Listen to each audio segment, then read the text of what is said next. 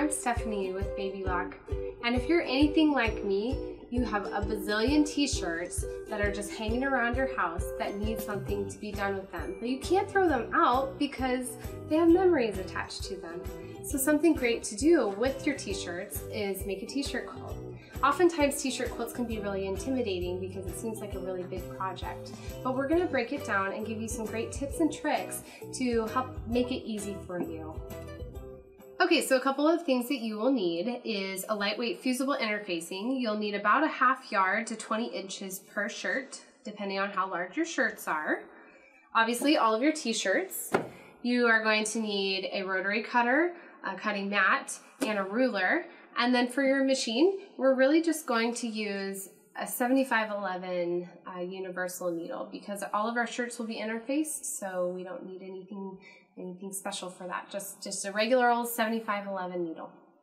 To get started, you don't even need to decide on a rough size just yet. I would recommend a 15 or 16 inch square, but what you'll want to do is grab your largest logo and your smallest shirt. And that way you can kind of measure how much fabric you can get out of your smallest shirt. And sometimes you can squeak a little bit more from the sides when you cut it. So that's a good way to kind of determine. You'll just measure your smallest shirt to see how much you can get out of it, and your largest logo. You'll measure that to kind of give you a base size. But before you even start on your square sizes, what you can do is cut all of your shirts. Some shirts you'll want to keep the front and the back. So if that's the case, then what you'll want to do is cut as close to the side as you can to preserve as much fabric on the front and the back for both of them. But if you don't need to save the back, then we're just going to jump right in and I'll show you how to cut it. So first I like to cut off the sleeves. Leave some excess over here.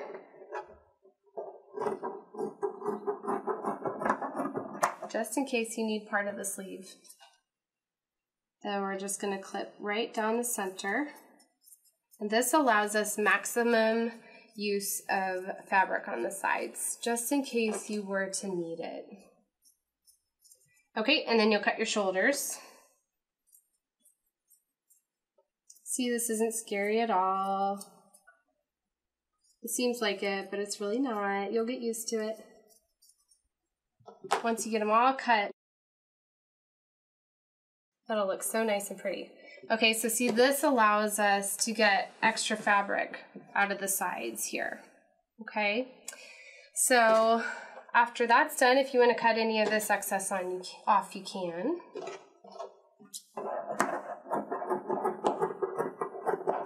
Just always leave a little extra fabric if you can. That will minimize mistakes. Okay, so you can do that with all of your t-shirts. And then you'll want to cut about 18 to 20 inch lightweight interfacing pieces. And what you're going to do, follow the instructions on the packaging, and you're going to interface the back side of your t-shirt first before you cut it. Okay, so that'll stabilize all of your fabric. I like to start the top of my interfacing up by the neckline, up past the neckline even. All right, we'll flip that back over, and now we can square it up. So you're going to need your rotary cutter and your ruler now. And I like to square my graphic up as much as I can with the board. But remember that graphics oftentimes are not center, and they're a lot of times not straight either. So just do the best you can. Your first cut, you'll want to be as close to that neckline as possible. Okay, so because a lot of times graphics are up closer to the neckline than the hem. If that's the case, if it is a graphic that's closer to the hem, then you'll want to cut closer over that way. but we're going to cut right off at the neckline.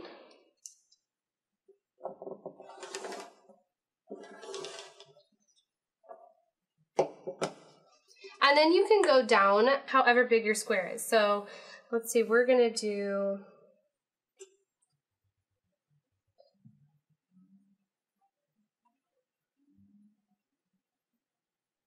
a 16-inch square. So I'm going to go down 16 inches and cut off there.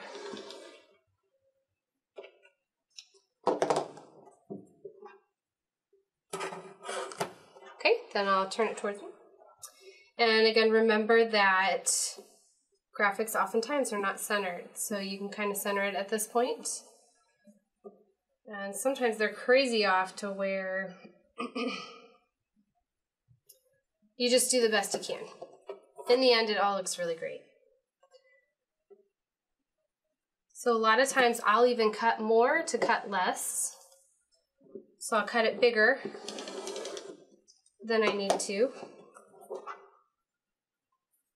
and cut it down after that. Again, that will minimize mistakes. So let's see. Here I think we have a good 16-inch square. And see here I can go out a little bit more because it was closer to one sleeve than the other. So I made it a 1/2 inch bigger. And I can decide from there if I need to cut down both sides. You can kind of measure from the side to side. And actually it looks like I could probably cut down a 1/4 inch.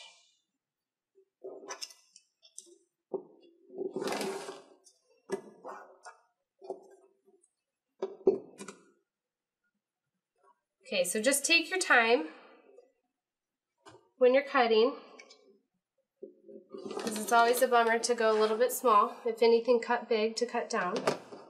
Okay, and then it's all nice, pretty interfaced, and you have nice, stable shirts.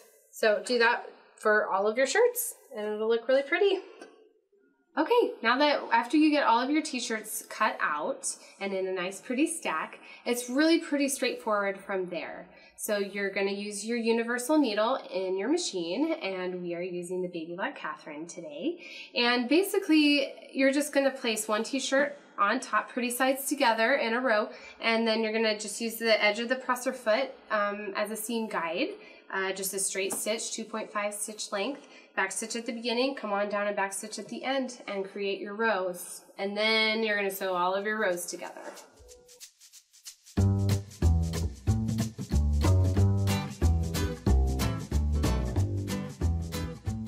We've already shown you how to basically prep and create a t-shirt quilt top.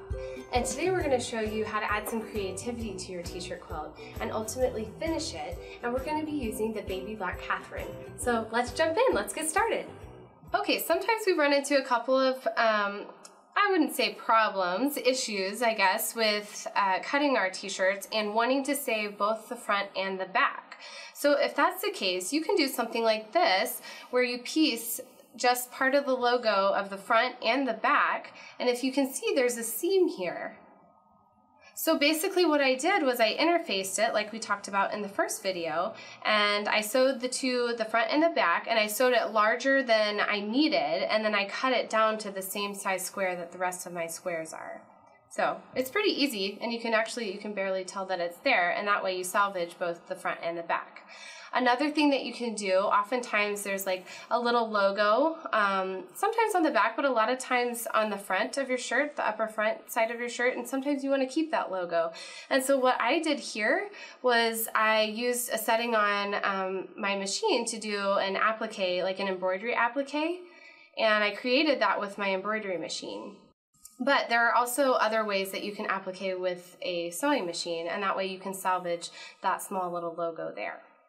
Okay, sometimes you have some fabric that has some meaning to it, or maybe some baby bodysuits that aren't quite the size of a t-shirt to cut big enough for a block. So you can piece several of them together and create a really neat looking block. So here's a good example of that, and sometimes you just kind of have to get creative because all of your logos and different things that you'll be including in this square will be different sizes. So basically something I started with was cutting out the logo, and I always cut bigger than I need. And then I cut down to fit. And so I cut bigger than I need, and I sewed several things together, and then I cut the whole square down the same size as the other squares included in the quilt. Okay, so once you have your quilt top completely finished, you need to make some decisions about the fabric that you're going to use on the underside of the quilt. And you can always go the more traditional route, and you can use a quilt backing, which usually you can find for about 108 inches wide. So if your quilt's bigger than that, then you'll need to piece a couple of fabrics together and create a seam in the center. And you can back it and use a batting in the middle, and then your quilt top.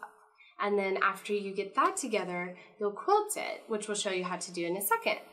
But I will show you in this tutorial kind of just how to use a cuddle fabric. And I really love the cuddle fabric on the back of a t-shirt quilt because oftentimes it's just as the name describes it, it's cuddly. So yeah, let's jump in and get started on those. Okay, so if you're using cuddle fabric, what you're going to do is you're going to get a piece big enough that's the same size, maybe a little bit bigger than your t-shirt quilt top. You're going to put pretty sides together. You're going to pin around the entire rectangle or square, and you're going to stitch a 1/2 inch around the entire thing, leaving an opening so that you can turn it right side out. And then from there, after you've turned it right side out, you're going to pin around the entire thing again, and you'll want to top stitch around the edge of the quilt to keep it from rolling to the front side. And then from there, we're going to quilt along our lines to keep it from rolling even more. So a couple of things, as you're sewing, I would recommend once you start using the cuddle fabric to get a walking foot on your machine. It's going to help immensely because it's like a second set of feed dogs on your foot, helping pull both the layers of your fabric through. And then again, you're just going to use your universal 7511 needles.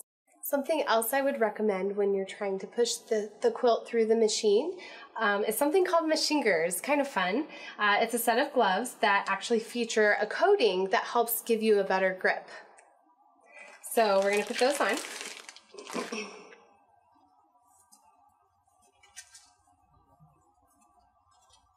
They'll make you feel really professional.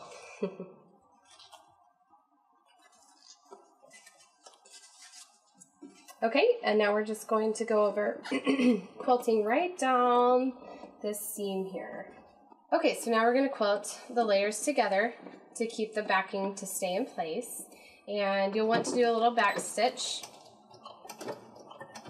T-shirt quilts are kind of difficult as far as choosing what thread because typically you have a lot of colors included. So I would just go with a basic white polyester or a gray polyester, something that will kind of blend. Because of the thickness and the plushness of the quilts, the thread kind of sinks down in anyways. And you'll want to have this completely pinned, either with safety pins, that helps avoid a lot of poking, or straight pins. Just watch where you're going.